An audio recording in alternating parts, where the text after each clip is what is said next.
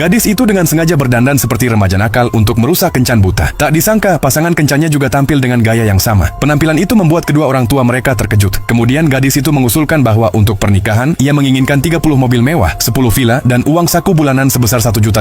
Pria itu sama sekali tidak mundur dan menyatakan bahwa setelah menikah, gadis itu harus melahirkan 5 anak, dan ia sendiri tidak akan pernah pulang ke rumah. Gadis itu langsung setuju. Orang tua keduanya ketakutan dan menasihatinya agar berpikir dengan matang. Mereka tidak menyangka bahwa putra orang terkaya begitu tidak dapat diandalkan. Orang tua pria itu juga berkata bahwa mereka bisa mengambil langkah perlahan, tetapi keduanya justru mengumumkan di tempat bahwa mereka akan langsung menikah. Sebenarnya ini hanyalah balas dendam terhadap orang tua mereka yang selalu merengek soal pernikahan. Sesuai dugaan, kedua keluarga itu dengan gugup berdiri dan hendak pergi. Orang tua pria itu bahkan menariknya keluar dari restoran, tetapi pria itu tiba-tiba sadar bahwa ia lupa membawa ponselnya dan kembali. Saat itu gadis tersebut sedang melepas penyamaran berlebihannya ketika ia bertemu seorang teman sekelas. Gadis licik itu terkejut melihatnya berada di tempat mewah seperti itu. Kemudian ia memperhatikan wig di tasnya dan memfitnahnya sedang berkencan dengan pria tua kaya. Gadis itu mencoba merebut kembali tasnya, tetapi ia tidak mampu melawan keduanya. Tak disangka, seorang senior muncul saat itu. Ia memarahi gadis licik tersebut karena terang-terangan mengganggu teman sekelas dan mengatakan bahwa ia akan melaporkannya ke sekolah. Lalu ia menggandeng tangan gadis itu dan membawanya pergi. Gadis licik itu sangat marah hingga menghentakkan kakinya di belakang mereka. Setelah berterima kasih pada senior, gadis itu hendak pergi, tetapi senior tersebut tiba-tiba melihat wig di dalam tas dan langsung menyadari bahwa gadis di depannya adalah pasangan kencan butanya. Demi menjaga muka, ia dengan hati-hati meminta gadis itu untuk menghadiri acara makan malam amal yang ia selenggarakan. Gadis itu pun langsung setuju. Ia tidak tahu bahwa pria itu berencana melamarnya di depan umum pada hari itu. 3 hari kemudian saat acara makan malam, gadis licik itu berdandan dengan hati-hati dan menyelinap masuk. Namun ketika melihat gadis itu, ia segera melangkah maju untuk mengejeknya dan mengaku memiliki bukti bahwa gadis itu berkencan dengan pria tua kaya, lalu akan memberikannya pada senior. Mendengar tuduhan tanpa dasar itu, gadis itu tidak bisa berkata-kata. Pada saat itu, seseorang mengumumkan bahwa ketua sebuah grup bernilai miliaran dolar telah tiba. Gadis licik itu langsung mengenali pria itu sebagai orang yang sedang memeluk gadis di foto. Saat ia hendak mengancam gadis itu dengan hal ini, ketua tersebut justru berteriak pada gadis itu, "Putriku!"